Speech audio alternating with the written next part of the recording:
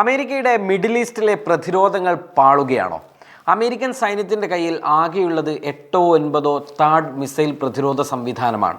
ഇതിൽ ചുരുങ്ങിയത് 4 എണ്ണമെങ്കിലും ഇറാൻ തകർത്തു എന്ന് ഇറാൻ അവകാശപ്പെടുന്നുണ്ട്. എന്നാൽ 2 എണ്ണം മാത്രമാണ് തകർക്കപ്പെട്ടത് എന്നത് CNN-ഉം ബ്ലൂംബർഗും അടക്കമുള്ള ഏജൻസികളും സ്ഥിരീകരിക്കുന്നു. പുറത്തുവരുന്ന റിപ്പോർട്ടുകൾ അങ്ങനെയുള്ളവയാണ്.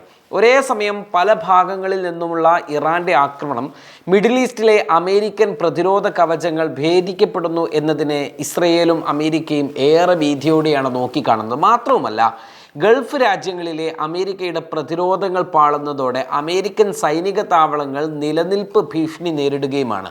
യുദ്ധം തുടങ്ങി എല്ലാ ദിവസവും അമേരിക്കൻ സൈനിക താവളങ്ങൾ ആക്രമിക്കപ്പെടുന്ന കാഴ്ച നമ്മൾ കാണുകയാണ്.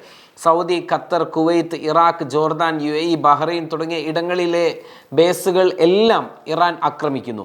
നിലവിൽ Israel, Jordan, Saudi, Kuwait, UAE എന്നീ 5 രാജ്യങ്ങളിലാണ് അമേരിക്കയുടെ മിസൈൽ പ്രതിരോധ നൂതന സാങ്കേതിക വിദ്യ അഥവാ ലോകത്തിൽ നിന്ന് ഏറ്റവും ടോപ്പസ്റ്റ് പ്രതിരോധ സംവിധാനം എന്നാണ് ഈ താഡ് വിശേഷിപ്പിക്കപ്പെടുന്നത്. ഈ 5 രാജ്യങ്ങളിലെ താഡ് പ്രതിരോധ സംവിധാനം മിഡിൽ ഈസ്റ്റിൽ അമേരിക്ക സ്ഥാപിച്ചിരുന്നു. ഇതിൽ 4 എണ്ണമാണത്രേ ഇപ്പോൾ തകർക്കപ്പെട്ടത്. ഇതിൻ്റെ ഉപഗ്രഹ ചിത്രങ്ങളും ഇപ്പോൾ പ്രചരിക്കുന്നുണ്ട്.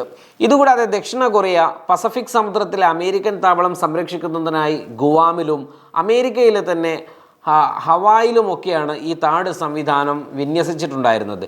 ഇതുകൂടാതെ UAE-ലെ അമേരിക്കൻ പാട്രിയറ്റ് മിസൈൽ കേന്ദ്രത്തിന് നേരെയും ഇറാൻ്റെ പ്രഹരമുണ്ടാകുന്നുണ്ട്. Drop Site News reporter Ryan Grim social മീഡിയയിൽ പങ്കുവച്ച ചിത്രങ്ങളാണ് ഈ തകർച്ചയുടെ ആഴം വ്യക്തമാക്കുന്നത്. ബഹ്റൈൻ നിരന്തരം ആക്രമിക്കപ്പെടുകയാണ്.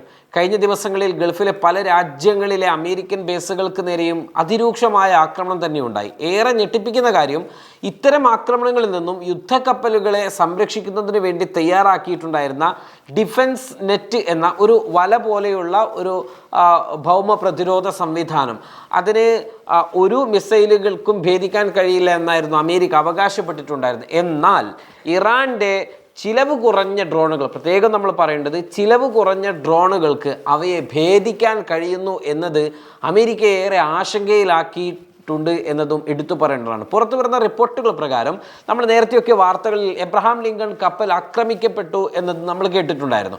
എന്നാൽ എബ്രഹാം ലിങ്കൺ കപ്പൽ ആക്രമിക്കപ്പെടുന്നു എന്നതിൻ്റെ സ്ഥിരീകരണം ഇല്ലെങ്കിൽ, ആക്രമിക്കപ്പെട്ടു എന്ന സ്ഥിരീകരണം ഇല്ലെങ്കിൽ പോലും നിലവിൽ നങ്കൂരമിട്ട സ്ഥലത്ത് നിന്ന് അത് സുരക്ഷിതമായ മറ്റൊരിടത്തേക്ക് മാറ്റാൻ ഇപ്പോൾ ഭരണകൂടം ആലോചിച്ചുകൊണ്ടിരിക്കുന്നു എന്ന റിപ്പോർട്ടുകൾ പുറത്തു വന്നുകൊണ്ടിരിക്കുകയാണ്.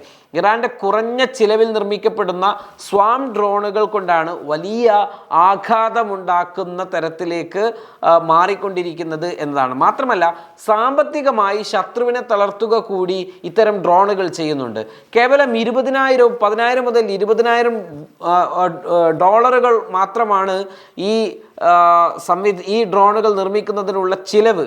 എന്നാൽ ഈ ഡ്രോണിനെ നേരിടാൻ മില്യൺ കണക്കിന് ഡോളറുകളാണ് അമേരിക്ക ചിലവഴിക്കുന്നത്. ഇത് സാമ്പത്തികമായി അമേരിക്കയെ തളർത്തിക്കൊണ്ടിരിക്കുകയാണ്. മാത്രവുമല്ല, ഈ യുദ്ധത്തിൽ കപ്പലുകൾ തകർക്കപ്പെട്ടു, അഥവാ യുദ്ധക്കപ്പലുകളെന്ന് മാത്രമല്ല ചരക്ക് കപ്പലുകൾ ഉൾപ്പെടെ തകർക്കപ്പെട്ടാൽ ഇൻഷുറൻസ് കമ്പനികൾ ഇപ്പോൾ ഒരു തീരുമാനമെടുത്തു എന്ന് പുറത്തെ വാർത്തകൾ വരുന്നത്, ഇത്തരം കാര്യത്തിൽ തകർക്കപ്പെടുകയാണെങ്കിൽ അതിന് പരിരക്ഷ ഉറപ്പാക്കാൻ ഇൻഷുറൻസ് കമ്പനികൾ തയ്യാറാവാത്തതും വലിയ തിരിച്ചടിയായിരിക്കുകയാണ് എന്നതാണ്. ഏതെങ്കിലും അപകടങ്ങളിൽ പെട്ട് കഴിഞ്ഞാൽ അത് ആ പരിരക്ഷ ലഭിക്കും. എന്നാൽ ഇത്തരം സ്ഥലത്തേക്ക് പോകരുത് എന്ന് നിർദ്ദേശമുണ്ടായിട്ടും അവിടേക്ക് പോവുകയാണെങ്കിൽ അതിൻ്റെ ഉത്തരവാദിത്തം തങ്ങൾ ഏൽക്കില്ല എന്നാണ് ഇൻഷുറൻസ് കമ്പനികൾ ഇപ്പോൾ എടുത്തിട്ടുള്ള തീരുമാനം എന്ന വാർത്തകൾ പുറത്തു വരികയാണ്. എടുത്തു പറയേണ്ട കാര്യം, മിസൈൽ പ്രതിരോധങ്ങൾ തകർന്നതോടെ ഇസ്രയേലിനകത്തിന് ഭീതിയും വർദ്ധിച്ചിരിക്കുകയാണ്. നിലവിൽ വരുന്ന റിപ്പോർട്ടുകൾ പ്രകാരം ആശുപത്രികളെല്ലാം നിറഞ്ഞു കവിഞ്ഞു.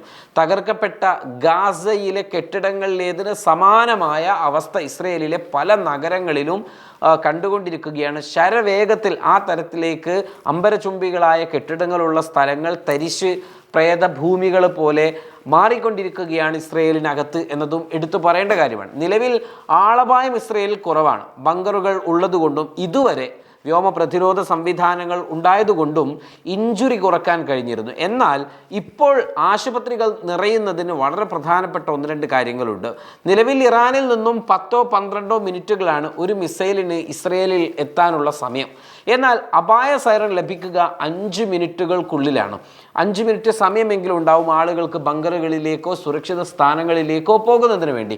എന്നാൽ ഈ മിസൈൽ പ്രതിരോധ സംവിധാനങ്ങൾ തകർന്നതോടെ അതിൽ നിന്നുള്ള റഡാറുകളാണ് ഇസ്രയേലിനകത്തുള്ള ഈ സൈറണുകളിലേക്ക് മിസൈൽ വരുന്നു എന്ന സൂചന നൽകുകയും അതൊരു 5 മിനിറ്റിനകം തന്നെ ആളുകൾക്ക് ഷെൽട്ടറുകളിലേക്ക് മാറുവാനുള്ള സമയവും നൽകിയിരുന്നു. എന്നാൽ ഈ പ്രതിരോധ സംവിധാനങ്ങൾ തകർന്നതോടെ ഈ സമയം 1 മിനിറ്റ് മുതൽ 2 മിനിറ്റും 3 മിനിറ്റും മാത്രമാണ് ലഭിക്കുന്നത്. ഇതിനകം തന്നെ വലിയ ആക്രമണങ്ങൾ നടന്നുകൊണ്ടിരിക്കുകയും ചെയ്യുന്നു എന്നതാണ്. കഴിഞ്ഞ ദിവസം ഒരു ദൃശ്യത്തിൽ നമ്മൾ കണ്ടത് ടെല്ലവീവിൽ ഒരു കൂട്ടം ജനം പരിഭ്രാന്തരായി എങ്ങോട്ടെന്നില്ലാതെ ഓടുന്നതാണ് നമ്മൾ കണ്ടിട്ടുള്ളത്.